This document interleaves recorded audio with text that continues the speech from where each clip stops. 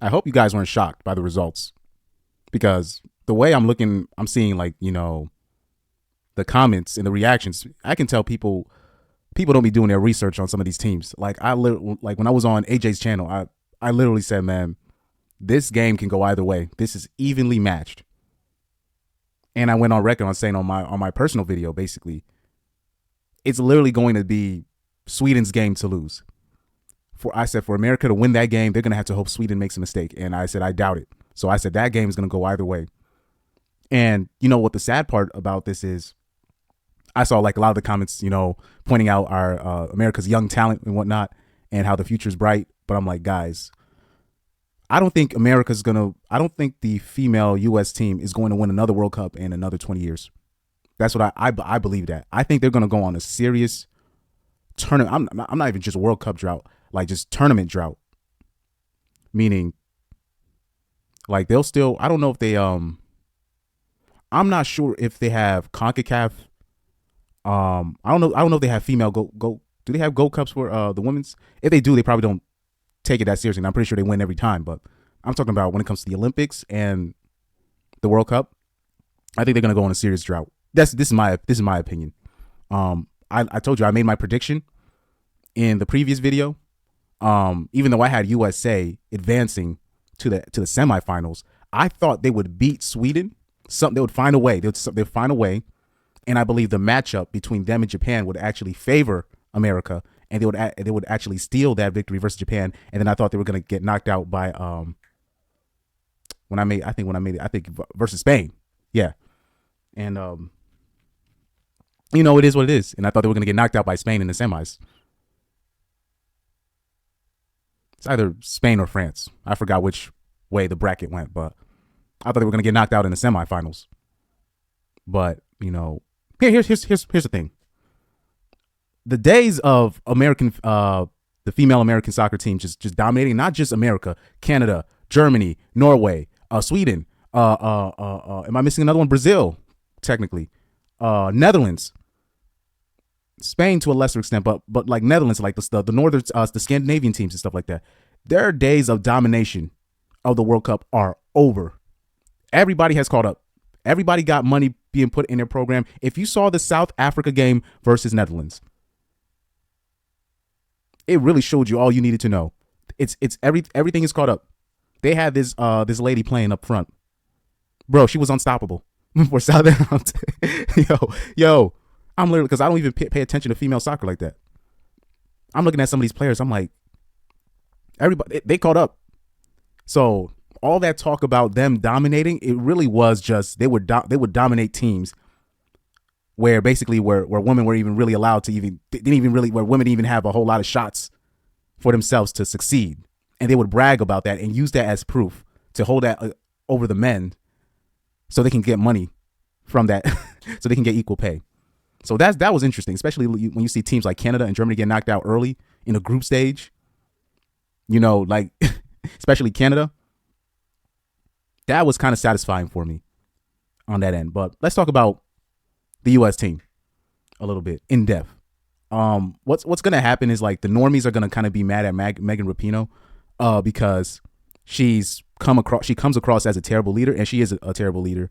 But America's problem, like the team's problems, is bigger than the coach. It's bigger than Megan Rapinoe. Like they're going to need, like America has a problem right now where basically, I'm gonna just put it like this: there's a lot of black men leaving the country now and making athletes.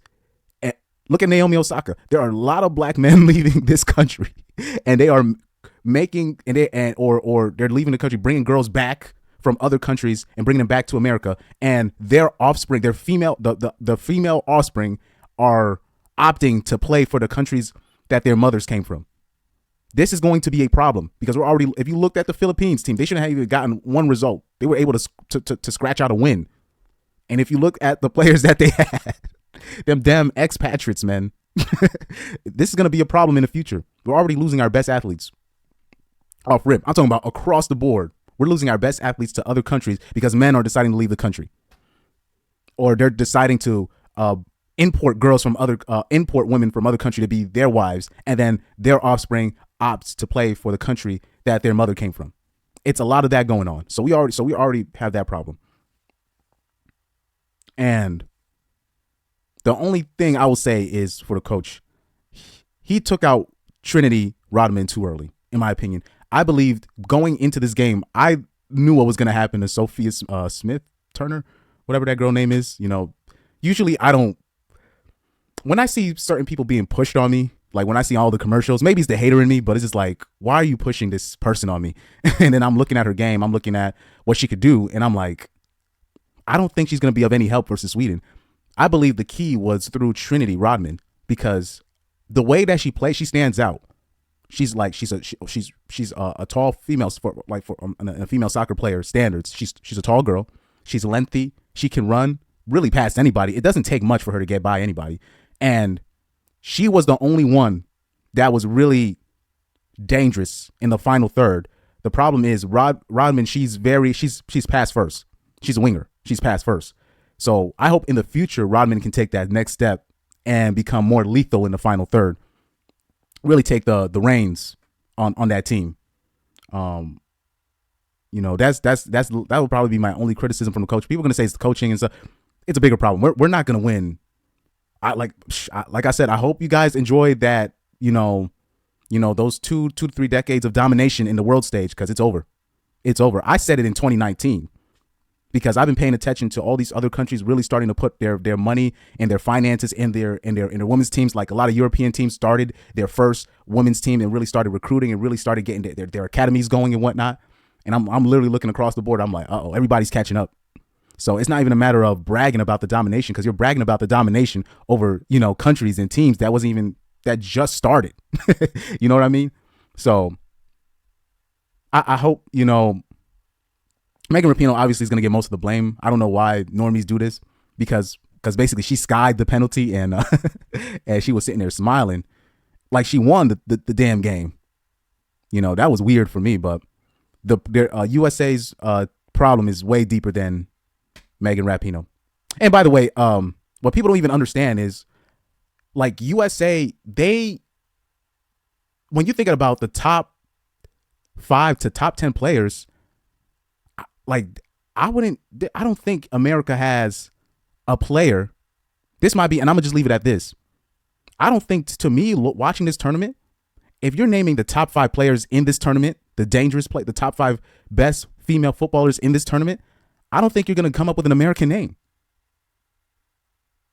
And I'm gonna just leave it at, that. And I'll just leave it at Linda Caicedo is the best player in the world. I don't care how old she is. She is the best player in the world. Please watch that Colombia match versus Jamaica. Hopefully she proves me right on that game.